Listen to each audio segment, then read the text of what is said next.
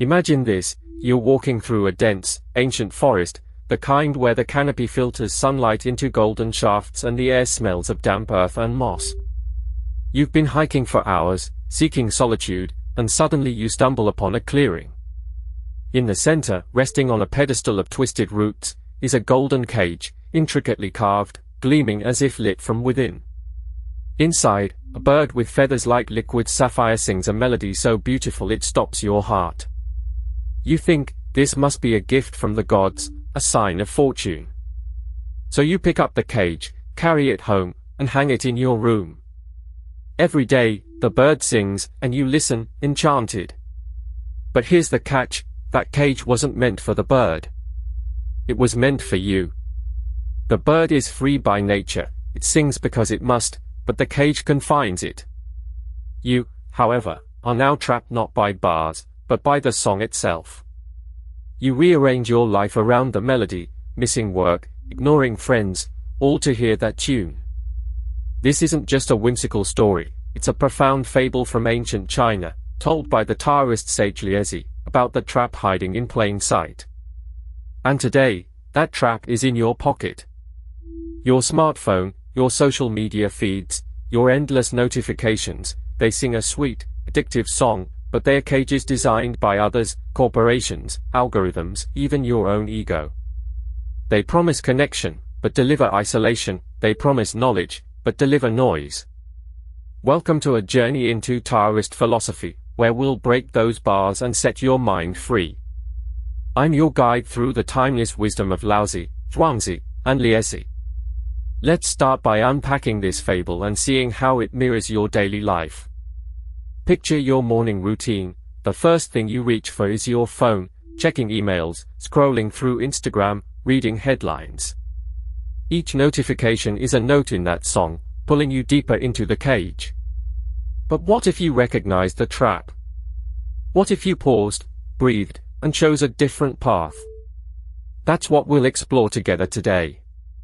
The forest is still there, waiting for you to return to its quiet, untamed wisdom.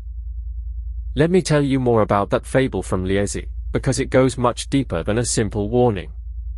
The story is about a man named Zhuangzi, the devoted student of Taoism, who once approached his master with a burning question.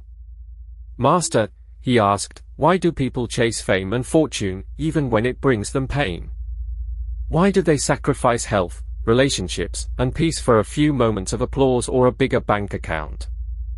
The master smiled and replied with the tale of the bird trapped by its own song. The bird sings because its nature is to express beauty, but that very song attracts hunters who cage it. In the same way, we chase what we think is good, likes, money, status, but these very things become our prisons. Consider this, society has programmed you from birth to believe that more is better. More followers means more value. More money means more freedom. More notifications means more importance. But the Taoists saw this as a grand illusion, a collective dream from which few wake. Liezi wrote in the Tao Te Ching, "The sage desires no desires." He meant that true freedom comes from wanting less, not accumulating more. Your phone buzzes with a notification, a like, a comment, a breaking news alert. Each buzz is a tiny song, pulling you into a cage of constant craving. You check it, hoping for a hit of dopamine, that neurotransmitter of reward. But each check is a small surrender of your autonomy.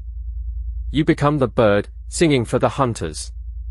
The cage isn't made of gold, it's made of your own habits, your own conditioned responses. And the hunters? They are the algorithms designed by engineers to maximize engagement, not happiness. They study your behavior, learn your weaknesses, and serve you content that keeps you hooked. A study from 2023 found that the average person checks their phone 96 times a day. That's 96 tiny surrenders. So what does this reveal? That your biggest trap isn't external, it's the story you tell yourself about what you need. You don't need the phone, you need the feeling of connection it promises. But the promise is hollow. The real connection is with yourself, with nature, with the present moment. And that connection requires no device. Let me illustrate with a historical example. In ancient China, a wealthy merchant once built a magnificent garden, filling it with exotic birds and rare flowers.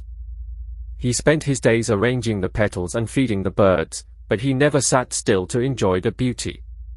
He was trapped by his own desire to perfect the garden, missing the peace it offered. Similarly, we curate our online profiles, chasing the perfect feed, but we miss the authentic moments that make life rich. The Taoist cure is to step back, to see the cage for what it is, and to choose simplicity over accumulation. When you release the need for more, you find that you already have everything you need.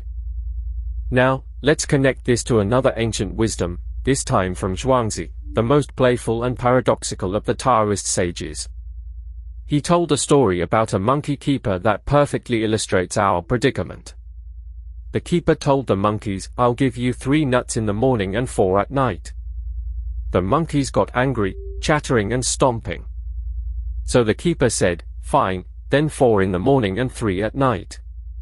The monkeys were delighted, jumping and clapping. This is the famous 3 in the morning paradox, a lesson that our judgments are often arbitrary, based on perception rather than reality. The total number of nuts didn't change, only the order. Yet the monkey's emotions swung wildly. In the same way, we get upset over things that don't matter, like whether we get what we want now or later. Your phone's notifications are like those nuts, they create a false sense of control and urgency. You think you need to respond immediately, to stay on top of things, to not miss out. But Liezi said, "The net of heaven is vast, its meshes are coarse, yet nothing slips through." This means the universe operates effortlessly, with a natural order that doesn't require your constant intervention. The trap is in the urgency you feel. Every ping tells you that you're missing out on something crucial. But you're not. You're just being played by a system that profits from your attention. Consider this: every time you check your phone, you're feeding a machine that sells your focus to advertisers. Your attention is the product. The wisdom here is to step back and observe. Ask yourself, who benefits from my constant attention? The answer is not you. It's the platform, the advertiser, the system. Zhuangzi advised, flow like water, not like a stone. Water doesn't resist obstacles, it goes around them, adapting effortlessly. So stop resisting the urge to check your phone, instead, observe the urge. Notice the tension in your chest, the twitch in your thumb. See the trap for what it is, a conditioned response. That awareness is the first step to freedom. You can then choose to engage or not, rather than being driven by compulsion. Let me share a story. A friend of mine worked at a tech company where they designed apps to be addictive. He told me they used psychological tricks like variable rewards, the same mechanism that makes slot machines so compelling. He felt like a puppet master, pulling strings to keep users hooked. Eventually, he quit and became a meditation teacher, realizing he had been part of the trap. His escape began when he saw the system from the outside. You can do the same. Start by setting a timer for 10 minutes of no phone use. Just sit, breathe, and notice the impulse to reach for your device. Each time you resist, you weaken the cage. But there's a deeper meaning here, and it's radical. The Taoists didn't just critique external traps, they went after the very notion of the self. Liezi wrote about a man who dreamed he was a butterfly. In the dream, he fluttered from flower to flower, completely free, unaware of being human. When he woke, he couldn't tell if he was a man dreaming of a butterfly or a butterfly dreaming of a man. This isn't just a poetic idea, it's a direct attack on the ego, that rigid sense of identity we cling to. Your identity, your name, your job, your online persona, is a story. And stories can be rewritten. The trap in your pocket isn't just about distraction, it's about identity. Social media asks, "Who are you?" and you answer with a curated profile of carefully chosen photos and witty bias. But that's a mask, a performance. The Taoist sage wears no mask. Zhuangzi said, "The perfect man uses his mind like a mirror, it grasps nothing, it refuses nothing, it receives but does not keep. Your phone is a mirror that reflects what others want you to see, their opinions, their curated lives. But the real mirror is your own clear mind, unclouded by external noise. When you stop clinging to the image you've built, you find a deeper peace, a peace that doesn't depend on likes or comments. Think about it, your last argument online, was it about defending who you are? That's the ego fighting for its cage, for its identity. The deeper meaning is that the trap is the self you think you are. To escape, you must let go of the need to be someone, to have a fixed identity. Liezi wrote, "The highest virtue is not virtuous." He meant that true goodness isn't a performance, it flows naturally from being. So stop performing. Put down the phone. Not as a rejection of technology, but as a reclaiming of your true nature. The cage door was always open, you just forgot you could walk out. The butterfly in the dream knew no boundaries, it was pure freedom. You can be that butterfly, even while awake. Let me give you a practical exercise. Tonight, before sleep, write down one thing you did today that was truly you, not a performance for others. It could be a genuine laugh, a moment of kindness, or simply sitting in silence. That's your true self, the one that exists beyond the digital mirror. Nurture it. How does this change everything in practical terms? Let me give you a personal example from my own life, because theory without practice is just philosophy. I used to check my email first thing in the morning, before I even got out of bed. It felt productive, like I was getting a head start on the day. But I was starting my day by responding to other people's agendas, not my own. I was already in reaction mode before my feet touched the floor. Then I read a story from Liezi about a man who walked through a bustling market and saw a crowd chasing a thief. He joined the chase, running through stalls and alleys, until he finally caught the thief, only to realize it was his own shadow. I laughed at the absurdity, but then I saw the parallel. I was chasing shadows, tasks that seemed urgent but weren't real, notifications that demanded attention but held no true importance. So I made a change. I took a digital Sabbath, one day a week with no phone, no computer, no screens. The first hour was agony. My hand twitched involuntarily for the screen. I felt phantom buzzes. But by the third hour, a strange lightness settled over me. I noticed the birds outside my window, their songs a real melody, not a digital one. I had a genuine conversation with a friend, without interruptions. I read a book, a physical book, and felt the pages. The world didn't end. In fact, it expanded. This is the Taoist principle of Wu Wei, effortless action, acting without forcing. You don't fight the river, you float with it. When you stop fighting the current of notifications, you realize you can choose when to engage. You become the master of your attention, not the slave. The trap is the belief that you must always be connected.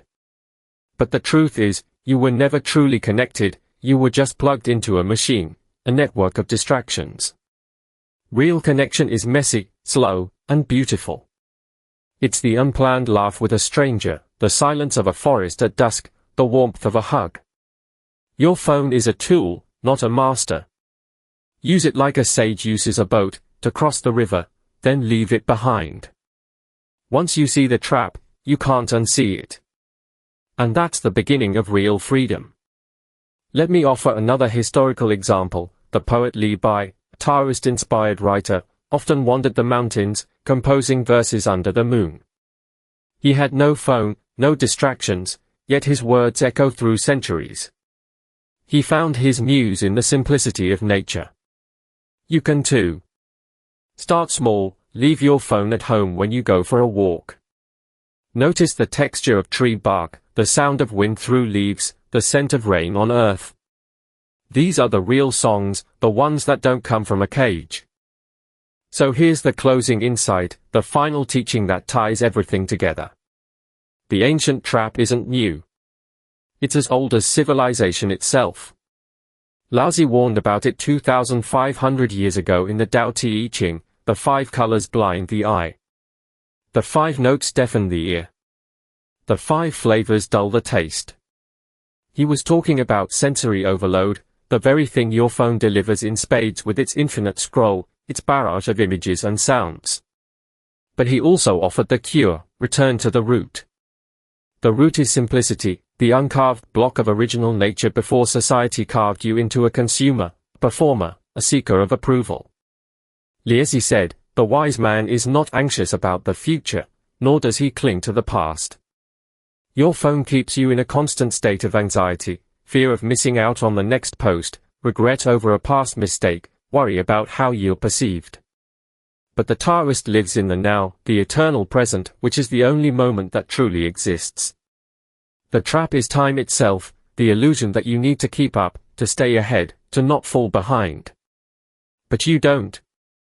You are already enough, right here, right now.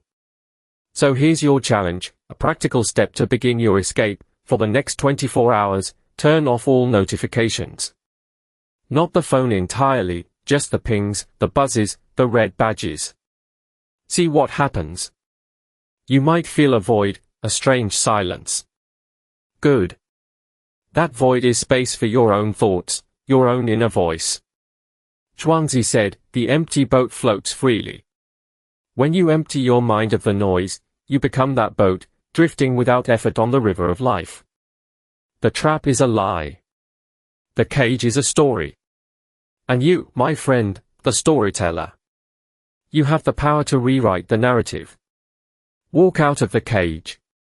The door was never locked. Thanks for watching.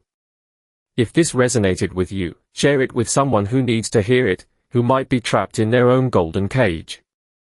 And remember, the Tao that can be told is not the eternal Tao.